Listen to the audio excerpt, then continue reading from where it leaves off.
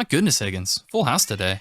Yeah, full house. We got everybody. We got everybody here. We got cats. We got dogs. We've got dogs with bows on them. Other cats and dogs. Mm-hmm. That's Stephen Reese. There are a couple of cool cats and dogs, aren't they? Yeah. Just a couple of dirty dogs. No werewolves, though. But that might be a spoiler. I mean, I don't know. I don't know Olivia that well. So, and the full moon's on it. It is almost, it's the witching hour here. Yeah. But, more importantly, Higgins, it's podcast time. Woohoo!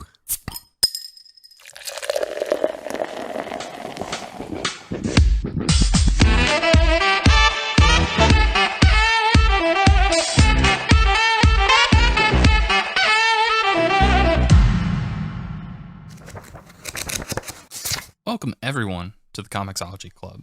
It's a podcast where I, Snoop Lynch, and my friend, Higgins Stern. Hey, that's me. That's right. He's in the room. We're in the room together once again to read a book, to drink a drink, and to talk about all the friends we made along the way. Which are more? It's more than we had. Yeah. I mean, probably Hopefully. lost a few along the way, but, it's a perfect balance, Higgins. I think. Yeah. You know what goes well with a perfect balance? A perfect sponsor, which we so happen to have. I'm going to get out early if that's okay. Oh, yeah, it's fine. Perfect. All right. Tell people who sponsors this show. Hey, we get sponsored by 008 Studios. We do. And that's our good buddy, Michael Lopez. Yeah. I noticed that you say good buddy and I say good buddy, but has he ever said that we're good buddies? I don't know. He hugs me sometimes, so I hope so. Yeah, but you pay him for that. Yeah. Well, not the first couple times. Well, no, but I mean, he was leading into it. Yeah. Now, Higgins, people probably can't pay him for hugs, but they could get him to help them. Yeah. If you know what I mean. Yeah. He gives people help getting stuff out there as far as the content goes. He can help you edit your book. He can help you publish it. He can help you make a game. He can help you do other things. Yeah, it's a real... Just no music. Exactly. It's a real collaborative endeavor, and he's leading the charge. So basically, like Higgins said, you go to 0-0-8studios.com, send him a message, be like, hey, Michael, 1, do you give hugs? 2, how much are they? And 3, I want to create something, but I don't really know the best way to go about that. Well, he's the guy that'll help get you some, if not all of those answers. So he's published his own book. It's good. A lot of these stuffy business types, they're just all words, no action. Michael's not that way. Got his own book, The Eternal Crown, Dawning of the Red Sun. Yeah, and he's got a couple on the way. Exactly. Yeah. The second one of that, and then Space Book. Yeah. And then other ones that we've talked about in the past. Like there's one about Rhode Island, I think. Just the population. Yeah. Like, how's that going? Probably not super well, but he's going to tell you about it. No room. Yes, so Michael's definitely the place to go for that. Really great guy to work with, great to talk to, great hugger. I think I'll kill that bit for the rest of the episode, though. All right, that's good. I don't got to talk about him anymore. I mean, I might want to, but yeah, I'll try to refrain from that. Definitely not his business anymore, though. No, he only gets a minute tops. Yeah. And we've got precious minutes we can't waste talking about this month's book. Yeah, it was a good one. It is. What is this book called? This book is called Fables, and you said it was connected to like a game that was made. Yeah, so this is kind of a big, now still ongoing universe. This was started back in 2002 by a writer, Bill Willingham. We've never talked about him before. I've never known about him until now. As far as the video game thing goes, yes, so there was a video game made by Telltale, who I don't think exists any longer because of weird, probably bad business practices. But they made a game called The Wolf Among Us. And what I didn't realize is I knew it was connected to this story called Fables, which has had glowing reviews since it started back in 2002, but I didn't really know anything else. So that game is a prequel, and this story created by Bill Willingham back in 2002 under the Vertigo imprint, which is another thing that no longer exists, actually. Ran from 2002 to 2015 for a total of like 150 issues. Oh, wow. We're covering the first 5, which makes up, I think, volume 1 is called Legends in Exile. Legends in Exiles, thank you. Yes, so, and it's actually come back as of last year for what seems to be a limited run. Vertigo, like I said, is no longer around. They got rid of that imprint. We've talked a little bit about Vertigo, maybe even read a book from them once on this podcast. This, as far as I understand it, is their longest ongoing series they ever had, and probably their most popular. It's like a DC offshoot, Vertigo. So Vertigo is an imprint started by DC back in the 90s, and the idea was to create more adult kind of original stories that they didn't want under the main DC banner. They didn't want it. It's not superheroes, basically, for the most part. It's a lot of drinking, a lot of effing and jeffing, and some Sandman even, I think. That's right. Sandman is probably the other most popular book that Vertigo ever had. Vertigo is a pretty great imprint. I was a little bummed to see it go because that's fair. I think 2020 or something was when they got rid of it. That being said, it hasn't really been what it was back in those early days, and a lot of it has to do with, I think, the books they lost, this being one of the big ones. It's back now under DC has a new imprint called DC Black Label. Oh, okay. Which is actually, that'll have some Batman stories. Like Batman Damned is, I think, the first one that they started with that, and that's the one that has Batman's dick in it. Oh, that's exciting. It's very exciting. I mean, he was very excited. I've seen a picture. Not as impressive as you might think, though. Yeah, I mean, but like, you're not seeing in the dark, so it doesn't have to be that great. That's true. Shadows can be tricky. Yeah. But so yes, they brought this story back. I think it basically just kind of picked back up where it left. Maybe one day we'll get to that. I don't know. 150 issues is a lot. Yeah. Hopefully we're around that long. Even if we don't, I mean, Higgins, we're gonna live forever. Yeah. Podcasting forever, though. You know. This is just a fad, folks. It's just a trend. We haven't even gotten to the video side yet, so we're behind on the trend, if anything. But so these first 5 issues starts it off, and all I knew about this from the game I played and from hearing about it is it's what if your fairy tale characters, what if their stories carried on and in the real world? Like, what if things were gritty and rough and edgy? Yeah, so what I gathered is that they had gotten taken out of their realm where all of the fairy tale creatures were and got sent into our world because of this thing called the adversary. Yes. And so they get to live in this world, but they have rules. And Snow White is the boss. Well, Old King Cole's the boss, but Snow White's the one that runs the show, basically. Yes, so actually, if you don't mind, I'll go into a little synopsis, which basically repeats most of what you said, but maybe sprinkle in a few other details. So we have here on the back of the book that I definitely bought. Well, I didn't buy it, but it was free on Amazon Prime Reading, so I technically bought it. Oh, I mean, yeah, I knew that too. Yeah. Wink. Wink. All right, so when a savage creature known only as the adversary conquered the fabled lands of legends and fairy tales, all the infamous inhabitants of folklore were forced into exile. Disguised among the Mundies. Mundanes.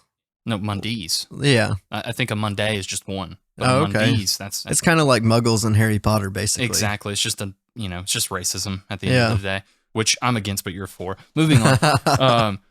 So yes, they live among the Mundies. They're named for normal citizens of modern day New York. These magical creatures created their own secret society, which they call Fabletown.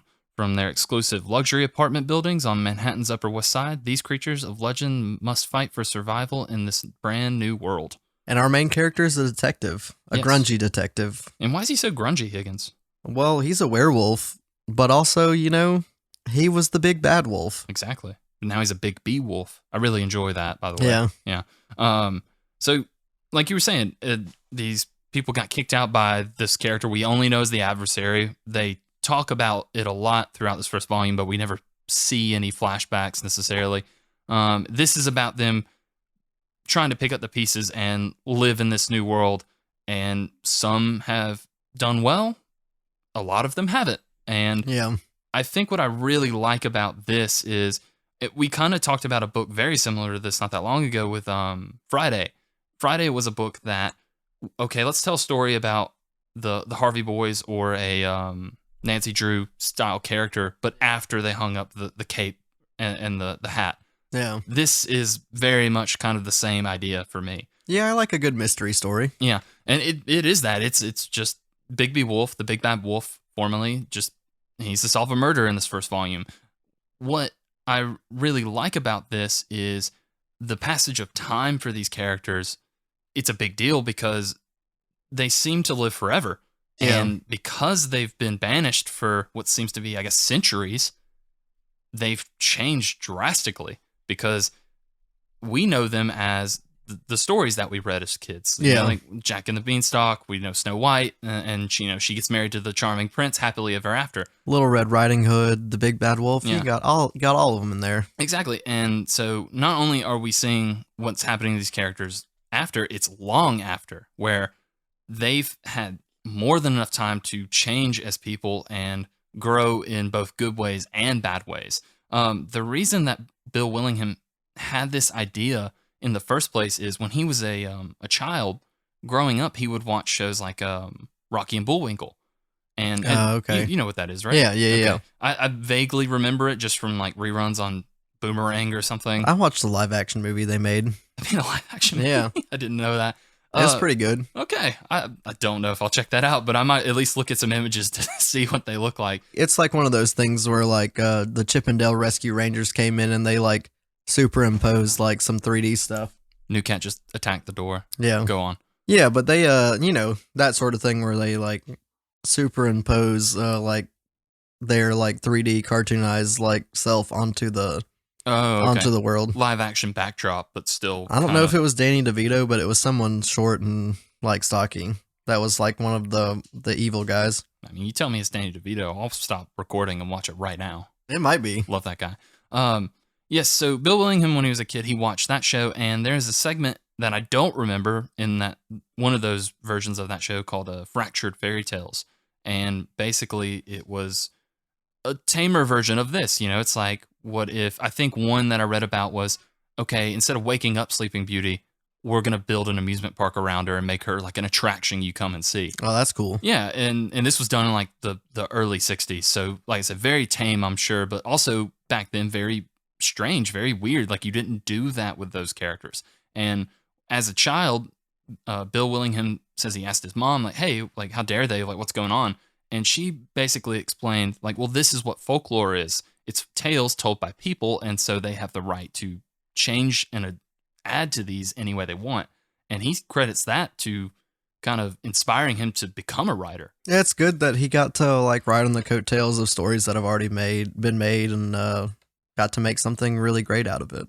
And you could take that one of two ways. Is like, oh, it's kind of lazy that he couldn't come up with his own original idea. He definitely didn't take anything from anybody. He just used something that was already in the public domain and made it exciting for us new readers. I agree. And because I don't think, as much as I love kind of noir tales and, you know, you got your hard-boiled detective and he's walking down dirty, grimy streets trying to solve a murder, adding this fairy tale kind of aesthetic to it is what drew me to it in the first place. Yeah. Because I recognize those characters, but I want to see, like, okay, what have these guys been up to? And what's even more fascinating about this is he wasn't going to pitch this to Vertigo at all. He didn't think it was a story they would be interested in. The only reason this happened is he started working for them on, I think, some Sandman stories, like side stories at the time. And he was talking to an editor there. I have her name. Let's see. Shelley Bond? Yes, Shelley Bond. So yes, Shelley Bond was an editor, and I think he just kind of told her in passing, and she said, "What are you doing? This is great. Like, let's make this." And it's, from all I can read and kind of in interviews and listen about, like, everybody loves this, and it's consistent. He writes all of this. There isn't a new writer at all on the story. The only thing that does kind of change as it goes is the art. Lan Medina does the first 5 issues we've talked about. Which, this is something, like, I don't see, like, in, like, modern comics. Mhm. Most of the time you have a writer and an artist.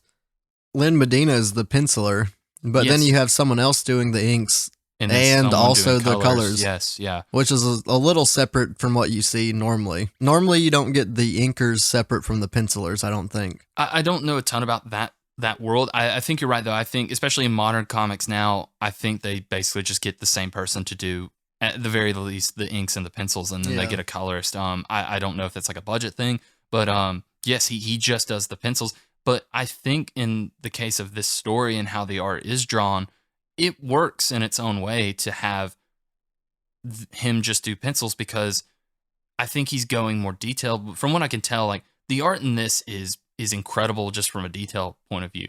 There's so many pages in this first volume where you open up on an office, characters are talking, and then you just see all this stuff in the room. He's got like papers on the cork board, like jackets and all sorts of like even to the trash in the trash can. Yeah, and it's incredibly detailed, and there's a lot of fun little Easter eggs from other fairy tale stories. Just kind of artifacts from, like, you might have the hood from Little Red Riding Hood's outfit kind of thing hanging up on a wall. Just in like Snow White's office, you get like the golden goose, like the Black Knight, like gargoyles flying around from like Wizard of Oz and stuff like that. Hmm.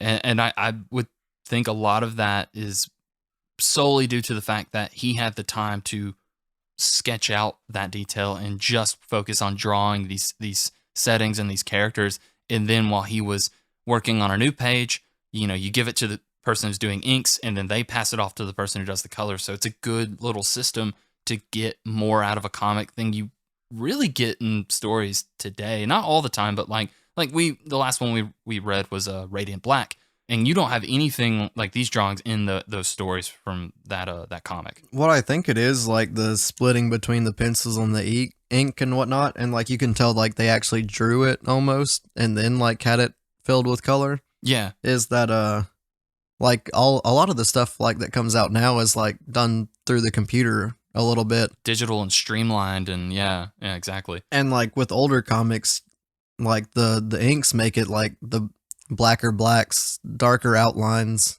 and then the color like pops out of that, versus like just like all that meshing together almost, and like some of the newer stuff. I completely agree. I would because I'm sure we'll come back to at least another volume or two of this later down the road. And after this, Medina leaves, and kind of the main artist for the rest of this run is his name is, I think, Mark Buckingham. He takes over starting with issue 6 and does most of it to the end. Okay. So I haven't seen what that looks like. I hope though we get kind of that attention to detail, and just it works so well when you're reading about characters like this, because when I think of these characters, I think of like those older illustrations of like your Big Bad Wolf, like just there's really nothing like it, and you do kind of get that same atmosphere and vibe off of these drawings. They're just more modernized and made to fit in the setting of New York. Yeah, and so we've been talking about the art. Do you want to hop into like the crux of this story, like the mystery that we're trying to solve? Yes, we've got a big mystery. We put on our little detective hats. We get our finest glass of scotch, and what are we trying to solve today, Higgins? And what I like about on top of that is like I like that we're getting in these 5 issues you said. Mm-hmm. We get the whole story from front to bottom, Yeah, kind of like a full-on mystery story where we see the process of him trying to solve it. They kind of give you clues here and there, but by the end of the 5th issue, we know who the murderer was, or we know the who, what, and why. the who, what, and why. Yeah. Yes, yeah, I agree. That was kind of a nice little payoff. I didn't think we would get in these first 5 issues. I thought it would at least continue into the next volume. Yeah. Which makes it great for us to talk about on a Yeah, podcast in case we never come back to it. Like maybe you die, maybe I die, Yeah. maybe murder, suicide. Who knows? Yeah. Yeah. So we're trying to solve a murder, specifically the murder of Snow White's sister, Rose Which is Red. Yeah, which is I'm assuming Little Red Riding Hood. I have no idea. I think that me personally, I think that's Little Red Riding Hood. You're probably right. Honestly, it's the one mystery I couldn't solve. Yeah. Because they just kept calling her Rose Red, and I really racked my brain thinking like, who is this? I don't know. Yes. So and it's got that kind of classic, black and white detective noir setup of the detective is just in his office, doing who knows what, and a guy just runs in. He's like, "There's a murder! Come help!" And, Yeah, Jack the Giant Slayer, the Yeah. Beanstalk Man himself. Yeah, Jack's jacked. Yeah, Yeah, they're all pretty jacked. they're looking good. Yeah. For like 1,000 years old or whatever they are. Yeah. I love that setup because it's the tone they're trying to strike with this. And yes, it is the modern, it's the modern day of 2002, as we all know, Higgins. Like iPhones everywhere, probably. That was the other thing I noticed about this. Like 2002, like this looks like almost like Swamp Thing, like even earlier days comics, the way it looks almost. Yeah. It's surprising how much of a jump we get in like maybe the 5 to 10 years that we normally like get our comics from, like in the future, where it's like I didn't know they looked like this like 20 years ago. Yeah, which now that you mention that, Lam Medina might have drawn some Swamp Thing. Okay. Maybe that's why I don't know. I'll look that up and get back to you. It's similar, like colors and art and stuff like that. Yeah, it's that very kind of just, again, it's that grimy New York, and I love it. Everyone's just a real asshole. Everyone's smoking cigarettes out the wazoo, and the setup for this mystery is great. And I love Bigby Wolf. I love all the characters and kind of what they do with them, given the time that's passed since they got kicked out of their original lands. But to make your main hero Technically a bad guy, the villain from the prior stories, like, I think it's a great idea. And what I really like about it is the character progression is done in such a subtle way. Even like the way that people treat him, you do have people kind of go by like other fairy tales and just like, they're like, look out, it's the big bad wolf, we hate you for what you did. But there's not a lot of that. You can tell people are just scared of him from reading it and just seeing kind of how people look at him when he enters a room. And you can also see that he's trying his best not to let it get to him in a lot of ways. I genuinely feel that he is a character who regrets what he's done and wants to change, but he also isn't trying to have people forget about the terrible things he did. He accepts that people hate him, and a part of him, I think, thinks he deserves it. Yeah, and then like there's like a little piece of that. I don't know if it's like one of his best friends or just like a friend that he like kept along the way, or like has progressed a little bit, but like the pig in the straw house from like the big bad wolf blowing the houses down. Yeah, he's kind of a freeloader. He's like a freeloader that like comes and like gets drunk in town, or like comes into the city and like escapes from the farm and just like sleeps on his couch. But it's just straight up a pig. It's not even a person. It's literally just like a full on like honking pig that sleeps in his house when he's like just left the farm because he doesn't want to be there. Yes, and that interaction alone does so much for the world building and for the character of Bigby Wolf to kind of catch us up to who he is these days. Because, like you said, there's a farm. So basically, the way that the Fables set up this new society when they kind of got banished to New York is, okay, if you look like a human, because they can't let anyone know that they're fairy tales, because too many questions, government involved, and all that.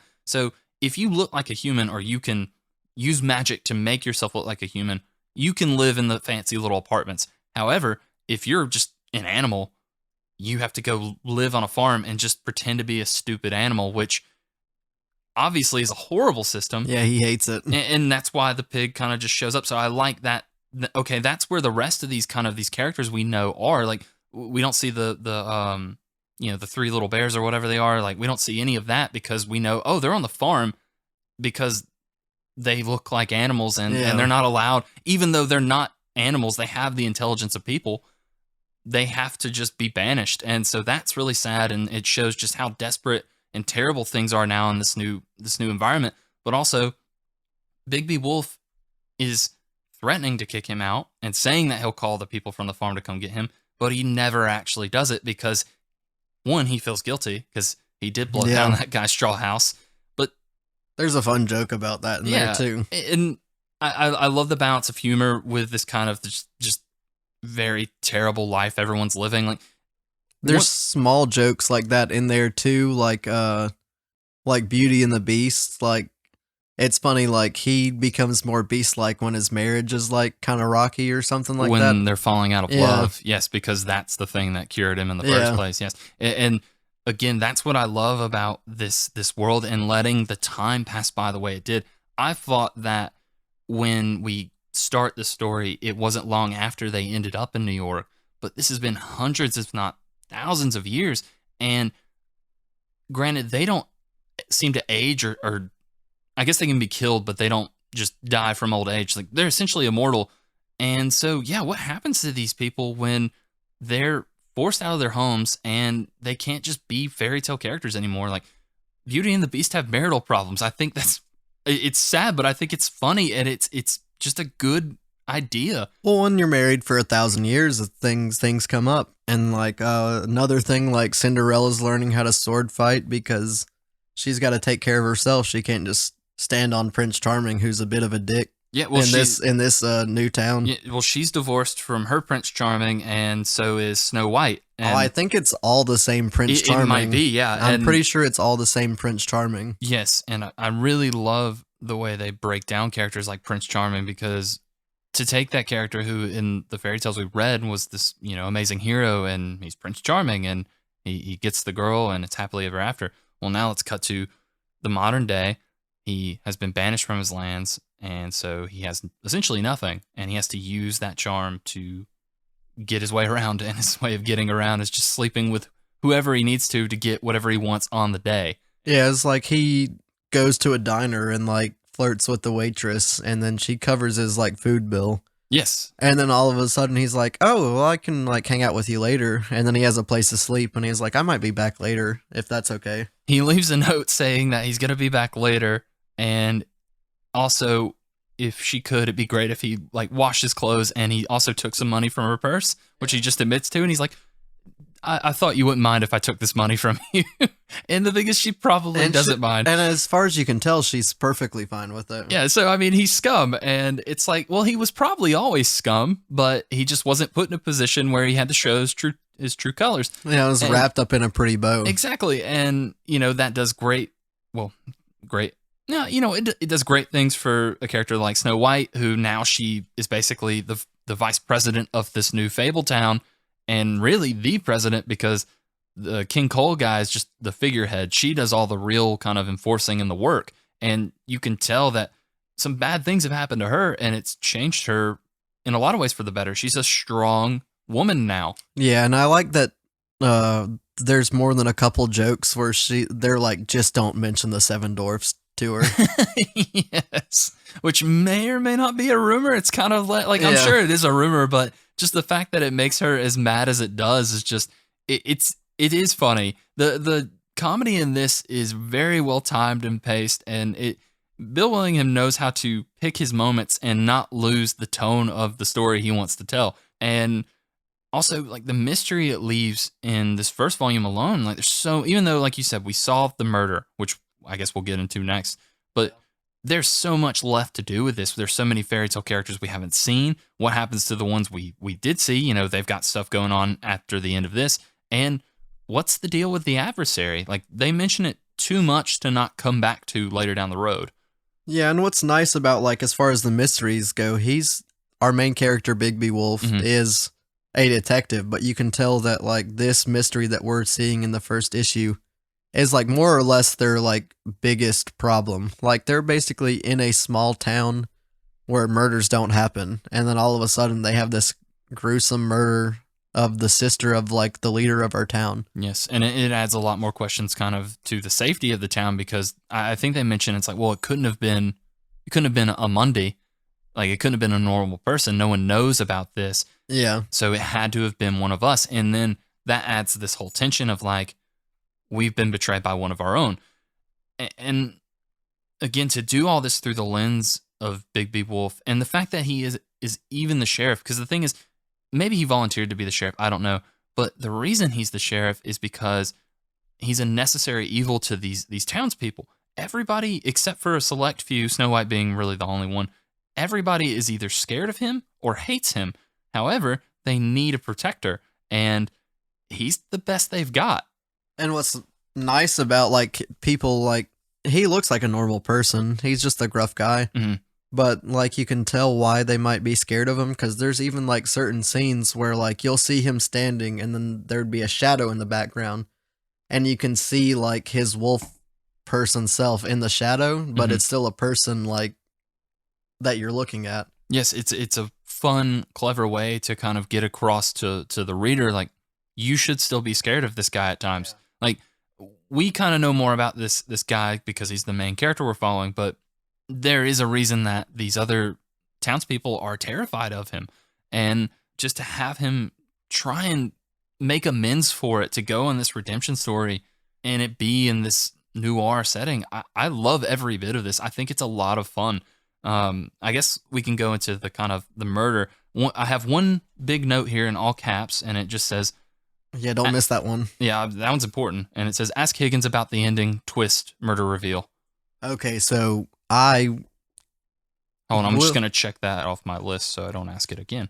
Okay, all right. go on. I will say that this being something that came out in 2002, I had kind of stumbled upon, like, I think I kind of know what's going on here. Like, nothing's really leading in a specific way that makes me think it's one person over another. And so I was like, I don't know, like maybe like 75% sure I knew like what the ending, not exactly why or what, not the why or what of it, but the who of it. I was pretty sure I had it figured out. Yeah. You're saying, I guess, because since it is as old as it is, and you've read a lot more comics that have come before and after, you saw some tropes that the trope kind of led towards it. Okay. And like it was a murder, and the scene was like they talk about like the scene and how it led him to get hit to his decision on who it was. You could kind of tell like, oh, this is probably like how it went. And it doesn't make sense how this went the way it did and stuff like that. Well, tell us, Higgins, how did it go and who went where? Do you want me to tell you the ending and then we'll work our way from the back kind of thing? I read it. I think I'm ready for that. Yeah. All right. So if you guys haven't read it, stop now and read the book because this is the spoiler for the ending. But but don't worry, there's like 145 more issues you could read that we haven't. So then you could spoil something for us. It was kind of like your typical murder, one of the typical like murder tropes in this thing. The person that got killed was the person that set up their own murder. They weren't murdered at all. So they weren't murdered at all. They just set up a crime scene in order to get money using their boyfriend, Jack the Beanstalk, who was terrible with money, who's always starting startups that don't work and stuff like that. Yes, he fell, because this is like early 2000s, so he fell for the .com bubble burst. Yeah, and she was also trapped in a marriage because of that money with a pirate, Bluebeard. I don't really know where Bluebeard fits in the pirate universe, but he's a big bad pirate guy that kills all his wives. Yes, and on their marriage day. Yes, but he wasn't gonna kill this wife because he loved her or something. Maybe not. Yeah, maybe not. We don't know. They never got married yet. Yes. So like you were saying, it's not so much the important part is not who done it because no one done it, but it's the why done it, and the why done it is to cover up their losses. Jack's kind of that guy who's he's always on the latest and greatest trend. Like if he was here right now, or I guess a couple years ago, he'd be buying up all that Bitcoin just as much as he could. Yeah. Yum, yum, yum. Good for him. You eat Bitcoin, right? Like that's how that works? I think that's how you get the money. It's through your stomach. Oh, you poop it out. Yeah, Oh. and that's where the money comes from. But it's just little bits because it digests. Oh, okay. So, the win to loss ratio problem. That's what the Bitcoin is. I don't know why we're doing this. Anyway, yeah, so he fell for a scam and he wants to borrow money from Bluebeard, who is rich because some of these guys, when they were on their way out, they managed to take some of their riches with them. So they're fine. They're living in apartments that are the size of castles or whatever, like he is. So they get the money from Bluebeard because he's got a thing for Rose Red. And Jack's new plan is, hey, like, just tell Bluebeard you'll marry him in a year. I'll make so much money you can pay him back and then call the whole thing off. Well, of course, it doesn't go that way, and he loses all the money, and now Bluebeard expects his wife, Rose Red. And so time is running out. The only way to keep this from happening is, well, we got to make it look like Rose Red died. And I think that leads into the most interesting part of the mystery, which is the part that Bigby couldn't find out in the beginning. And that, because what I love about the whole, like, throughout the whole story of Bigby's detecting is it's just walking into a room, and smelling accusing accusing people. And I like two things about that. I like that is probably how he does most of his detecting, but also he is doing it for a reason because he's just that good of a detective. He knows what kind of went down. He just doesn't know the why, and that's what he's trying to figure out. Everyone's like, hey, who did this? He already kind of has an idea that, okay, she may or may not be dead. That's what he wants to find out, but he does know who is involved. And I love that part of, because they do the classic, like, everyone's in a room and Bigby's telling the story of what went down. The first thing he says is the beginning of the story where we come in. Jack is running up to the office and he's out of breath. I didn't think anything of it. But then Bigby points out, well, he took a cab and he ran up like one flight of stairs. He shouldn't be as out of breath as he is. Yeah. So he pegs onto that stuff, and it's stuff like that. He goes into the room and he investigates the crime scene, which looks brutal. But the first thing he notices is it's weird that whoever murdered her kept her favorite records nice and neat and not covered in blood. who scrapped this room but kept the things they wanted nice enough to keep. Yes, and so he pegs that early on using, wolf senses and detective skills. Yeah, and that's the other thing. Like, he uses his senses. He's the wolf. He has like, he can smell really well. He can hear really well. He can like feel around and like sense stuff a little bit better than just a normal human detective would. It's a shame we don't record video on this because the way you just started feeling around it's very nice for Yeah. the camera. Yeah. But no, I completely agree. Like, he is a good detective using the skills he has. I like that he is trying to figure out, okay, like, what exactly went down and why. That's what he wants to know. And like a lot of these kind of classic detective stories, the answer is a simple one. That was a lot of blood, and he determined that it was all of her blood. And so that's what he wants to find out. It's like, what happened? Like, where did all this blood come from if she is alive, which I think she might be? And it's just a simple line that I think Snow White mentions about like the catering tables. Like, yeah, well, they stock up food before the big event and they hide it in the kitchen. And that's when he finally puts it together. Oh, they've been working on this for months. She gave up blood bit by bit. That way, when it came time to stage the murder, it was all there and it was all ready. That's what I liked about that. It was something he noticed in the first issue. He noticed that there was a lock on the freezer. And because he noticed that thing about the lock on the freezer in the very first issue, he solved the mystery once he got to the end of it. It's like almost like any like procedural crime, or even like a procedural like doctor show like House or something like that, where they're like they get to the end and then they hear like one thing and that like sparks the final idea in his head, and it's like, I've solved it now. Yeah, and I think that's because at first when I figured out like, oh, she's not dead and this was all part of a plan, I wasn't exactly satisfied with that, and I thought I was kind of going to be disappointed. But they brought it right back around to me when they explain how they set the plan up and why they set it up. It's like, again, hide her from Bluebeard until you get the money. And then it's like magically she pops up. Hey, I'm not dead or whatever. Like that. It was a dumb plan, but also they're dumb people. Yeah, they're dumb and young and in love. She's a party animal, and he's like a guy that like wants to do all these crazy schemes to get more money. Yeah, and even the way they bring it around at the end, because it's like, well, okay, now that we figured out what happened, how do we clean this up? They come up with a plan for that. It's like, well, because there's a subplot going on throughout this where it's like Prince Charming needs to get money. He's out of money. So his idea is, well, I'll sell my the deeds to my lands back in Fabletown. I don't need them. I'm probably never going to get back there. But people are going to think that they can get back there and then they'll be rich and Prince Charmings or whatever. So they use that money because Jack is the one who gets that money, and they give it back to Bluebeard. Now, you think Bluebeard wouldn't be happy with that because he's not, but Snow White and Bigby Wolf have already thought, okay, well, you did say you were going to kill Jack, which is kind of a criminal offense. Yeah. So why don't you just take this money and just let's call it even. And he does it begrudgingly, but he does it. And I like, it is kind of a neat little bow. And like you said, this whole first volume could just be it. And it totally works, though, in that way. Yeah, and it makes sense that it does end itself, because he might not have thought that it would last for 150 issues. He might have thought this might be the only story I get. Yeah. So let me show what I got. Let me strut my stuff.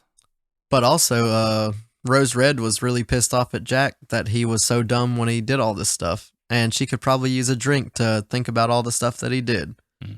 And she might even like to drink this drink that we had tonight. I was wondering where you were going with that. Did you like that little segue? Higgins, did you think of that little segue when you were in the little podcaster's room earlier? Yeah, I thought about it a little bit earlier. Right. You came back, your face was beaming, and I wondered why. Yeah. Yes, you're absolutely right. Tell me about the drink we be drinking and the protein that's packed in there. So this drink we got, Snoop picked it out well before. We were doing big podcast boy things, and we picked stuff well before we recorded this time. And it's called the Big Bad Wolf. And it seemed appropriate at the time. Yeah. It sounds good. Tastes good. It tastes good. I was really surprised. It's definitely something new and exciting. It has orange juice and grenadine, which a lot of our drinks have had, but it does it in a new twist. We get a little bit of orange juice, maybe an ounce. About a quarter ounce of grenadine. and egg yolk. And I'm And sorry, Higgins, can you go back and say what else was in it? I thought you said egg yolk. and an egg yolk, which I was a little bit skeptical about. I even looked up, is egg yolk okay to consume without cooking it? Well, I mean, Rocky drinks them on the daily, so I think we're Yeah. fine to mix a little alcohol in there. Yeah. Yeah, and then just I think it's like an ounce or two of brandy.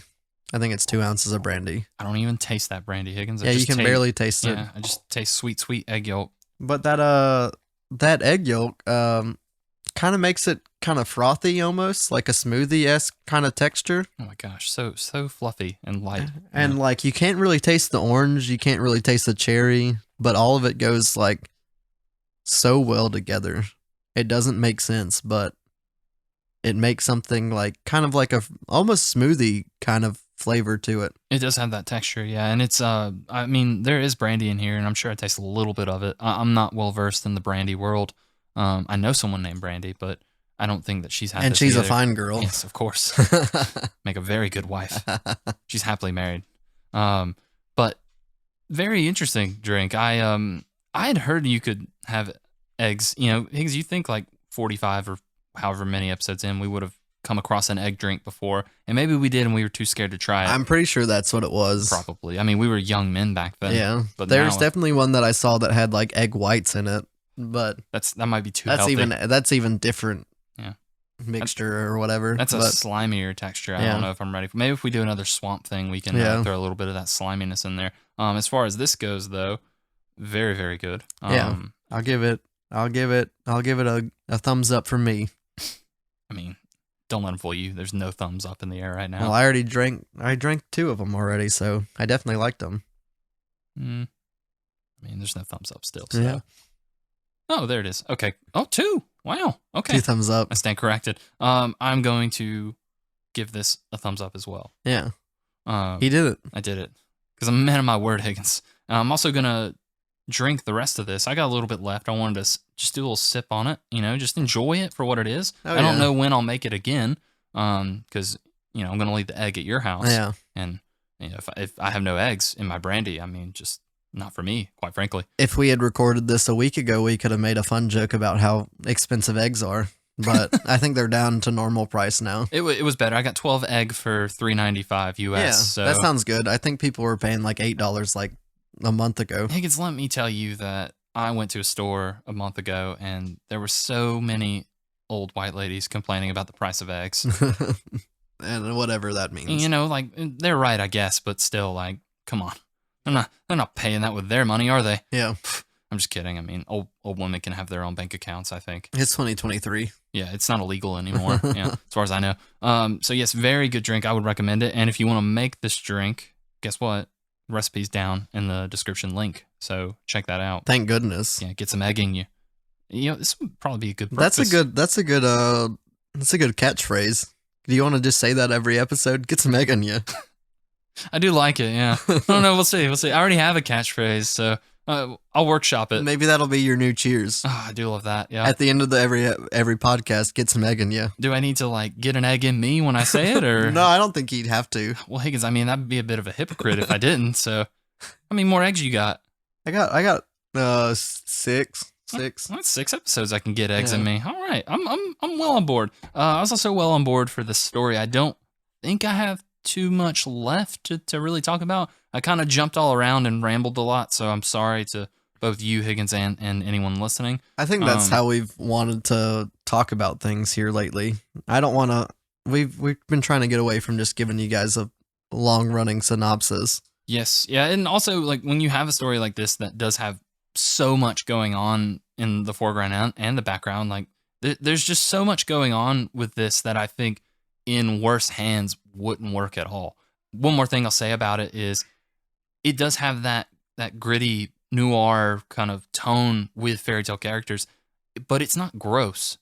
I think they strike a very good balance with kind of, all right, let's bring these kids' fairy tales into, the adult modern world or whatever, but it's not like, I'm not turning the page and watching every fairy tale character bang the other one or like get high on heroin, anything like that. It's dark, but not grotesque. Yeah, and the only other thing I have to say about it is, like, I like the mystery trope where, like, we see him confront all of the potential victims, and you're like, I could see it being Jack, I could see it being Bluebeard, I could see it being who's and what's it. And like that, you see that in like a lot of mystery things where you're like, oh yeah, like they found this one thing and it really does look like this one character might have done the murder. Yes, like everyone has the murders. Everyone has their murders and who's and what's and why's. Yes. And I like that. But it's about how you feels at the end of it. Exactly. Yeah. And I feels pretty good, and so good, in fact, Higgins, that you're gonna give it a rating. I would love to give it a rating. Oh, just real quick, there is a little blurb in the volume I read that's like it's real words, no pictures. I wasn't happy about it at first, but it's a little prequel about how Big Bad Wolf and Snow White meet. So if you want to know a little bit more about that, give it a read. Oh yeah, there's maybe a little love story between him and Snow White. It's just a budding romance, and maybe it's just one-sided. You know, like we'll see where it goes. They both look like they might have liked it by the end of the 5th issue. I mean, they're certainly not against it. Yeah, him more so than her. But yes. Anyway, for all the reasons that Higgins and I both said, I think this is definitely worth a read if you like this kind of idea. And so for that reason, I am going to hand out 10 deeds to 10 of the fabled lands, and also maybe just kick Prince Charming down to a ditch. I don't get a good vibe off that guy. I don't like him at all, quite frankly. But I like this book. It's not Christmas, but I can't think of anything else good for it. But I don't know is it 10 Dancers Dancing? I'm going to do 10 Dancers Dancing. But they're all fairy tale characters. 10 Nights a Leaping or something like, whatever the 10 one is, I'm saying 10 out of 12. It makes sense if it was 9 Nights a Leaping. Yeah. But I also don't know if that's the case, you know, who knows? Yeah, I don't know. So yeah, I think general consensus, very good. Yeah, and then I'm going to do a little thing, rewind. I don't know if this fits in that specific thing, but I don't even know if I know what you're doing, so please keep talking. We said in the last episode that I was going to read a lot of Radiant Black stuff, and you did. And I didn't read as much as I wanted to, but I definitely bought a lot of the Radiant Black stuff. Honestly, Higgins, I think that's the part they care about more, is that you bought it. And I read like a good bit of some of the side stories, and I will say, this is all I'm going to say. It's not going to be a big review. I read some Radiant Red. I read some like the one-offs in the Image anthologies, and I read some more of the Radiant Black stuff. Oh, okay. I like where it's going. Interesting. The first volume might have been a little bit rough around the edges, but they're figuring out their stride for sure. Okay. And this is all part of, what is it called? The Massive Verse. The Massive Verse. Okay. Yeah, so I followed the Massive Verse on Reddit, so I know the reading order and that sort of thing. I mean, you got to with that many books and how big they are. I mean, like, do you need help when you read all those books since they're that massive? No, I just use both my hands and it's plenty enough room. Okay, I mean, like, but if you you can call on me at any time. I'm a little farther away than I used to be, but like, I'll drive over here in a heartbeat. Yeah. Help you hold that book. I don't care. I'm not gonna read it though. I'm glad that you're enjoying it though, and it is getting better. It sounds like. Yeah. The Radiant Red stuff's very fun, and I think that's the part of Radiant Black that we like the most, anyway. So it makes sense. Yeah, it makes sense to me as well. Same. I think if I was gonna go back on any of it, I would start with the side stories just to get a better sense of what is going on in this bigger universe, this massive verse, if you will, Higgins. But also, like, I like those other characters more, I think. Yeah. And so I'm going to hop into something else. I haven't really put it together yet, but we'll make up a theme song for it. We haven't really had to do it yet, but emails.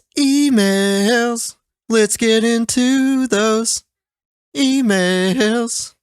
That probably sounded terrible. No, it sounded bad in my ears. No, honestly, it was one of your best ones, I think. Yeah. Yeah.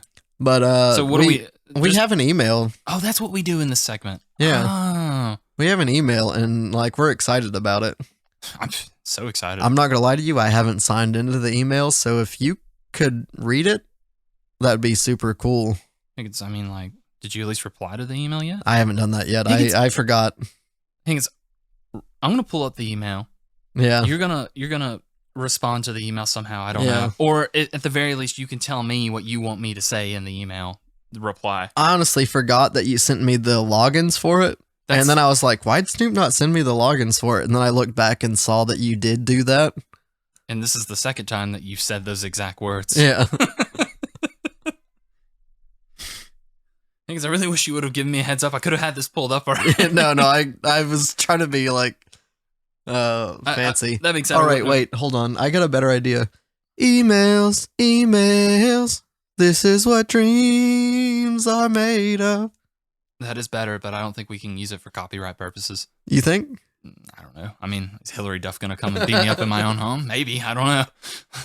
Anyway, I've got the email pulled up right here. Do you want me to read it? And then I'll reply for you. Yeah, you can do that. Okay, this is great. I'm sure everyone loves this. Okay, so we got an email.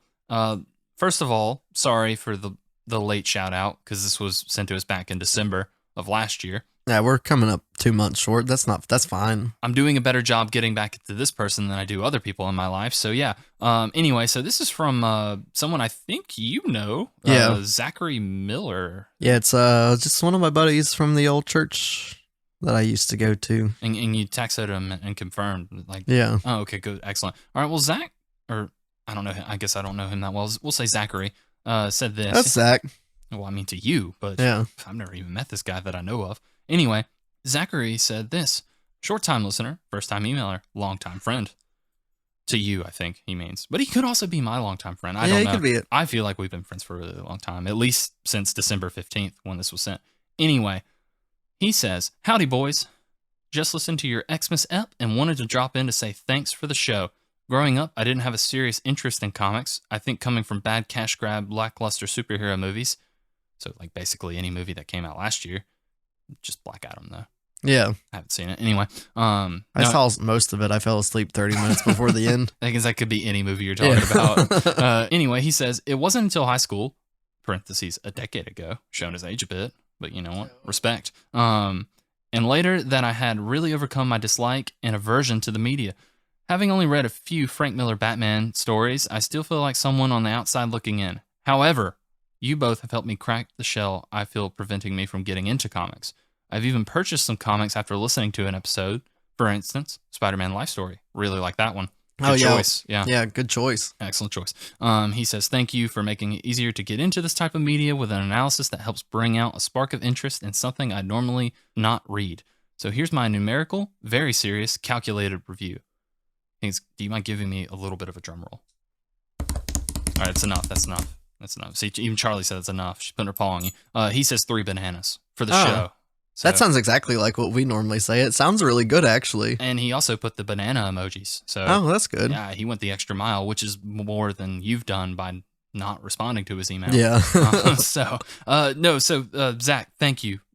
Really. And the subject line says a non-Apple review. I'm not as happy about him not reviewing it on Apple, but he might have an Android, so I'm just gonna assume we'll give it to him. Yeah, but more importantly, again, thank you very much for a very well thought out and great email, I think. Yeah, I know we've gotten emails from Brian before, but this one feels like the most heartfelt one we've gotten so far. I mean, it's certainly the one with the most emojis we've ever gotten before, so big thanks there. Higgins, now I'm going to, because you've been putting off for too long. Oh, it does say sent from Yahoo on Android. That's why you can't review it on Apple. Oh, I solved that mystery. All right, I'm going to respond on the podcast. What do you want me to say? Doesn't have to be much, but it's going to be something. It's like, thank you so much for listening to our episodes. I'm glad we've sparked a love for something that we love so much. Because you're going to have to type this later, because I don't type that fast, but keep going. And I love you. And we love you. Oh. I love you. We love you. Keep listening, please. And then tell your friends to email us too. Yeah, or just live your life. I don't really care, but I don't care. As long as you're happy, Zachary, that's what matters to me. And yes, so I think that's the only email that we have for right now. But if you would like to email us like Zach did, Zachary, sorry, we're not there yet. You can. I will leave a link to our email address. Yeah, and we'll wrap that up later. But for now, readings for squares. We're just jumping segment to segment. Yeah, we today. have so many segments this time, folks. We haven't had to do this many segments in a long time. It's been so long since we've even podcasted, honestly. Yeah. Happy to be back. Yeah. Higgins, now this segment, refresh my memory. What do? We talk about stuff that's not comics or reading that we've done. And just so you know, like maybe not everybody that listens to us likes comics. They just like listening to our words. I don't believe it. So maybe they just want to hear about our thoughts about other things. Okay. No, I actually do believe that because most people who tell me about them listening to the show saying, I don't care about comics. I just want to hear you guys say words. yeah, that's basically, yes, that's exactly what people say. Yeah. They like it when we talk about some other things. So what's some other things you would like to talk about? I've seen a lot of stuff lately. I've seen more than a couple movies that I would love to talk about. Look at big man on campus over here just watching things left and right. I'll tell you one thing that I've watched that I'm not going to talk about right now. I watched the movie Everything Everywhere All the Time, and it was lovely. Everything Everywhere All at Once? All at Once, Okay. yeah, whatever that's called. I say it wrong every time I say it. I was just making sure we were thinking of the same movie. Yeah. Okay, excellent. You did watch it. I did watch it. We're not going to talk about it. I'll talk about it next episode because I want to talk about something more prudent to what we've talked about today.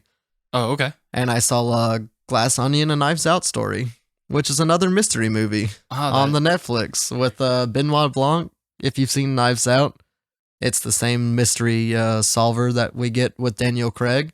And he's jumping into a mystery where Edward Norton is a raging billionaire, and he wants to have a fun mystery party with his rich friends. And things kind of go amiss. It's him doing his normal thing where you're like, same kind of aspect as like what we talked about in this podcast, where you're seeing everything unfold. He like approaches different people and what like their mysteries are.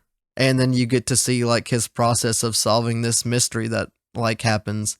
And he's like a Louisiana boy and he talks like that. He has a very fun accent. I recently saw that like he mentioned that Benoit Blanc is a gay man. Yes. They don't talk about it in the movie so much, but he talks about his partner, I think. And it's his partner's Hugh Grant. Yeah. He's yes, there's a scene early on in this movie where a guy answers the door and that's apparently his partner. Yeah, I didn't catch that at first either. Anyway, if you've never seen any of the Knives Out stories, they are some of the best mysteries, like Agatha Christie-esque mysteries that you can watch in a recent day, basically. And I don't know if they're based off of anything specific. It might just be, as far as I know, it's just a new creation of a mystery solver. Yes. So these are both written and directed by director Rian Johnson, who, as most people know and hate him for, made The Last Jedi a few years back.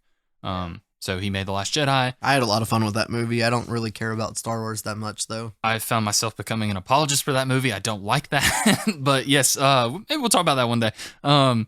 Anyway, after he did that movie, I think he kind of just wanted to do his own thing. And honestly, it's probably for the better.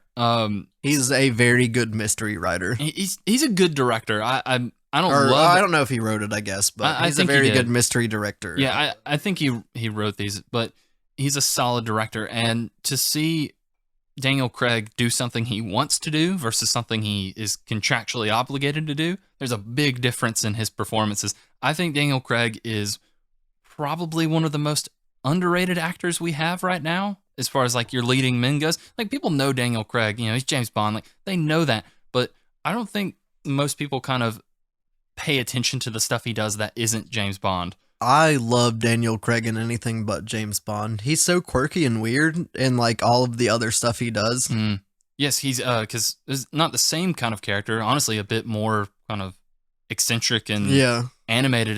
He's a character that he plays in Logan Lucky. Logan Lucky, yeah, same thing. Yeah, where it's like he's kind of the same in both the Knives Out stuff and that, where he's just really loud and like fun and like just super quirky. Yeah, like in the stuff that he does. A lot of catchphrases. I like the character of Benoit Blanc a lot. That's the only kind of, if you've seen the first Knives Out and haven't seen Glass Onion, it's the only carryover from that first movie. He's the only one that shows up. Yeah.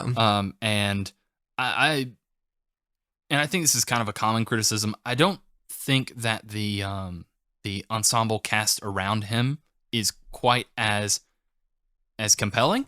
Except for, god dang, Dave Bautista is like one of the best wrestlers turned actors I've ever seen. Yeah. It's still a really good cast. You have like you said, Ed Norton kind of plays this, I guess, Tim Cook esque Yeah, billionaire. Apple guy. Yeah, and then you have Dave Bautista. Kate Hudson, who I completely forgot existed, shows up in this. She's really good. I can't remember her name right now, but she plays Colleen Wing on Iron Fist and some Defenders Netflix stuff. Really, just a really good cast still on this new one. But the main kind of pull is Daniel Craig's Benoit Blanc. He's, like you said, he's that best interpretation of a modern Agatha Christie-esque detective story that we've gotten to today, I think. I'll say that I think in Knives Out, he's a better detective, but I think The Glass Onion is a better mystery. It's certainly more fun to watch unfold. Yeah, and I like the kind of the setup for it is, well, parts of the setup I like, parts I don't, but like he's not supposed to be there technically. It's kind of an accident, but he's excited because he's been bored. He hasn't done anything, and so the second, like, this isn't spoiling too much, but basically part of this party that he goes to with Ed Norton and everybody else, there is a murder mystery-esque kind of setup for it, like a fake one, and he's just excited to do that. Like, just to see him go through the motions of like, well, like he solves it immediately. Yeah, it's kind of like a Robert Downey Jr. like Sherlock Holmes thing where he like explains it like before it happens. Yeah, but the fun part isn't like finding out like, oh, this is what was meant to happen. That's not what, because it's ruined by him. But the fun part is just watching how excited he is putting it all together and explaining it, because that's what he loves to do. Now, the reason he hasn't been able to do that, I don't love as much, and it's the pandemic again. Well, that's going to happen in a lot of things, I think. Well, this was filmed, as far as I understand it, this was filmed during like the height of the pandemic. I don't necessarily think you had to write that in there. Yeah. Because the way that it plays out early on in this movie, you could take that little element out and it does not matter at all because of how they get around it later on. Like, it's not important, but I guess they just wanted to do it because that's what was happening at the time of filming. Yeah, it's just on the people's mind, basically. Yeah. But other than that, like, they're both on Netflix as far as I understand it. Like, just really, really fun films to watch if you like this murder mystery thing. Yeah, basically what I'm saying is I would watch 4 to 5 more Benoit Blanc mysteries if they made them and they were compelling. I think I might change my tune after like 2 if the other 2 suck, but like I like him as that character a whole lot. Yeah, and so far a good track record. Yeah, I think we're supposed to get at least one more. I think it's contracted. Same thing as like the what was that one on the train? That was like the Agatha Christie thing. Like they've been doing a lot of these mystery movies here lately, Death on the Nile and stuff like that. Yes, Murder on the Orient Express. Yeah, and I'm loving these murder mysteries. Yeah, because I'm not going to read an Agatha Christie book. I just don't have it in me. No, but you'll watch Kenneth Branagh put on a really weird looking mustache and solve that Agatha Christie mystery. Just put Dave Bautista in like the 30 more movies where he's not a green guy. He's on track. I mean, he's about to be a green guy again. He's in an M. Night Shyamalan movie that I haven't watched. Oh yes, him and Ron Weasley. Yeah. They're knocking at that cabin. How many times? I don't know. Yeah. I guess till someone lets him in. Yeah, I haven't seen. I don't know what it's about. I think someone knocks at the cabin, like asks for directions. Well, there's an apocalypse or something like that. I don't know. I mean, you can never know with that guy. He's always twisting things, isn't he? Yeah. Unless that's the twist. I with every M. Night Shyamalan movie that comes out or is coming out that I hear about, I'm waiting for the twist to be that there is no twist. Yeah, and he hasn't done it yet. He's gonna catch me off guard one of these days. Cool. Well, I'm glad that you watched that. It's been a minute since I've seen it, but just always fun to talk about. It was fun. You see anything? Do you watch anything? You play anything that's super interesting? Well, Higgins, I wish I could tell you I've been playing so much Hogwarts Legacy that I want to kill myself, but I haven't. You? No, I haven't. Do you want to play it? I don't know yet. I look at gameplay and I'm like, this looks beautiful. It looks like magic. If I'm being honest, it looks like magic. Assassin's Creed. It seems to got it's an Ubisoft game, so that makes sense, right? No, it's Warner Brothers. Oh yeah, yeah. So it's made by the people that made Arkham Asylum and all that. No, probably some similar teams, but I believe it's made by the people who made those Lord of the Rings games a few years ago. Maybe. Oh, Shadow of War and Shadow of Mordor kind of thing. So it does have a similar-ish combat kind of system. Honestly, like the main selling point, which is what people seem to be liking, and I'm glad, is the exploration. Like people just love going around that castle. I was going to get it, but then I heard there was no Quidditch yet, and I'll just wait till there's Yeah. Quidditch. Also, it's not multiplayer. I thought it was. It's not. Oh, okay. That's something I could talk about in a probably not that great way, but I'll talk about it because I kind of want to talk about it a little bit. I tried to play a multiplayer game recently, and Oh, yeah? yeah, so I got Gotham Knights on PlayStation. I heard that's a god-awful game. So, here's the thing. It's complicated, and it's not complicated, but the issues that I have with it, and most people have with it, are totally warranted, I think. Basically, for anyone that doesn't know, last year there was a Gotham Knights game, which is about... It looks so cool. Yeah, I mean, it's a cool idea. You've got the Bat family, so like your Robins and your Batgirls and your Red Hoods. Which I love, and if you're a longtime fan, we had a podcast where we talked about all of these DC boys. We did. Red Hood, we were reading at the time. It's pretty much gone now. Doesn't exist anymore, yeah. Well, I think there's a few episodes just because those are the free ones, but... Oh, I thought you meant like the DC stuff that was happening at the time. I'm talking about our DC Rebirth comic book podcast that we used to do. Yeah, recording in your parents' basement. Yeah. Different times. Yeah, but anyway, this game in concept should be amazing. And in concept, it is amazing. You get a multiplayer game where you join up with at least, I think, one person. Maybe it's now up to 4, I don't know. But you get to play as Robin, your friend plays as Batgirl. You go around Gotham City, you beat up criminals, you fight Harley Quinn. You get Nightwing and like Red Hood and that yellow and black guy that I don't know. He's a robot Batman. No, all right. So it's, as of this moment, it's Nightwing, Red Hood, who's the second Robin, Jason Todd. The third Robin, Tim Drake, who is just Robin. Wait, who's Nightwing though? Dick Grayson. All right, there you go. Yeah. You're not gonna slip me up, right? I know this stuff. I've got way more important things I should know that I don't, because I've dedicated my life to knowing this stupid stuff. And then Barbara Gordon is Batgirl. So you pick one of those. So she's not Oracle in this, huh? I don't think so, no. Okay. But the premise is Batman dies, and now it's up to them to protect the city. And you do it with a friend, which should be amazing. And the thing is, it doesn't have to have much going on, but the little it does have, paired with kind of the inexcusable issues it has, it's just a real bummer. So basically, I got this game so I could play a game with my brother, because I live farther away now, and I was like, I've been looking for a multiplayer game. I heard it wasn't great, but I heard that you can play it. I'm like, perfect. I get it. I don't know if this is just a PlayStation thing, but as of right now, this game came out like 4 months ago, and still to this day, you can't play in a multiplayer session for more than 10 to 15 minutes, and then the servers disconnect, and it kicks you out, and you have to reconnect. No, that sucks. It's unacceptable. And especially in this day and age where like they should have had this figured out by now. Especially when it's the sole reason for this game existing. Like, I've had Batman games. I've played Batman games. Those Arkham games are really fun. And if I wanted to play just a single player version of that, I would go back and just replay those games. This whole point of playing this game was to play with a friend, and I can't even do that.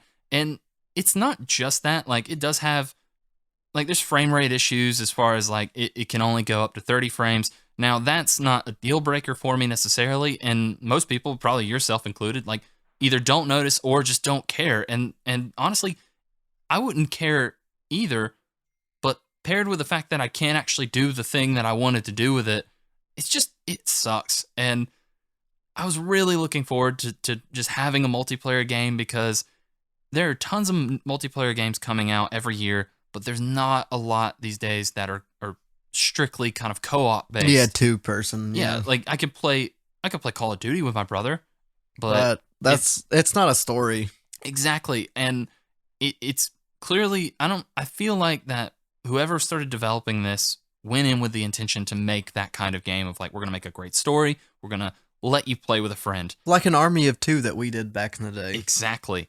And I think that's what it started out as. I can kind of see little elements of the care that was going into it early on. And then someone came in and was just like, well, we're going to mix that part in with the usual kind of like multiplayer, like loot system, Destiny style crap. And it's just a real shame to see it happen to something like this, because you don't need it. It's a Batman game. Just have cool Batman stuff and let me just have a cool Batman stuff and have cool Batman stuff and a cool story. Exactly. And like we don't get to see these characters enough. It's nice to knock Batman off and show us all the cool stuff that these side characters can do. You're absolutely right. I mean, the thing about Batman is, people always say two things about Batman. They love his rogues gallery and they love the Bat family. And he's got a great list of characters that kind of get their time to shine in the comics, of course, but not in a lot of other media because there's not as much money in it. People just don't know about them. Exactly. And so here's a chance to get people who are,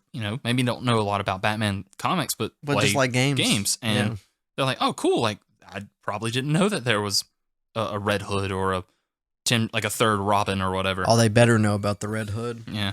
That probably do now. He's pushed pretty heavily. But like Tim Drake, I love, and not a lot of people Who's Tim Drake's when he grows up? Yeah, when he grows up and becomes a person. So he becomes Red Robin. Oh, okay. Yum. Okay. But yeah, like it's just a real shame because it could have been something not great, but it could have been something fun and enjoyable. And right now it's not. So I kind of pop back in every now and again to try it, and it just still. Hopefully they'll give it the Witcher treatment or the other cyberpunk treatment and actually make it a game worth playing. Well, that's the thing is it's kind of the only hope for it right now, but that brings attention to, which is an issue people have been talking about for years, is that's not the model that games should be made on now. Like, okay, we're going to release this game that's broken and not really playable in the way that it's intended to be played. Yeah, like, sure, just charge people money and bring it out. Like, no, maybe push it back, which they already did once before, and just at least fix that part. Fix it where the multiplayer is flawless. The thing is, the other issues I have with it, like the loot systems and all the points, and like, I can move past that if I can do what I wanted to do, and that's just play with someone. But as of right now, I can't. So anyway, that was the segment where I just complained about a thing. Hey man, we give the bad and we give the good. Yeah, I mean, at least we gave the good for the comic this time, so you could give the bad for the other thing. Yeah, I wanted to talk about some other stuff, but I don't want to like spoil it for you or anybody else. Like, for instance, I saw The Whale, the movie with Brendan Fraser. I'd love to see that, and I won't talk about it because I think it's amazing, and you should just experience it for yourself. But I really, really liked it. Maybe when it comes out at your local video store, Higgins, and you pick it up and watch it on your VHS, we can talk about it then. All right, sounds good. Maybe next month. Maybe, I don't know. I don't know how the speaking of that, new cat.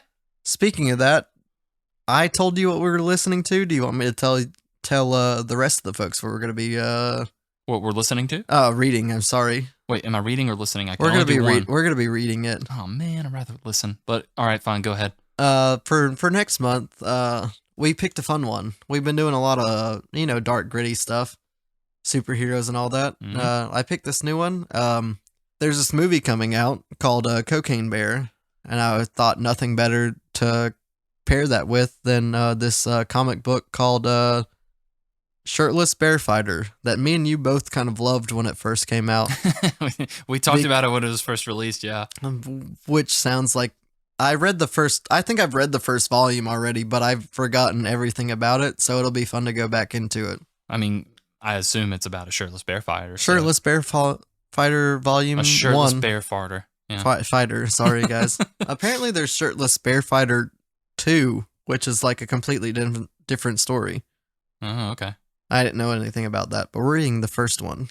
That's right, we are, yeah. I already ordered it. Nice. I don't know really anything about it as far as who wrote it and why, but I would love to get into that next episode. Yeah, it'll be a fun one, guys. It'll be super fun.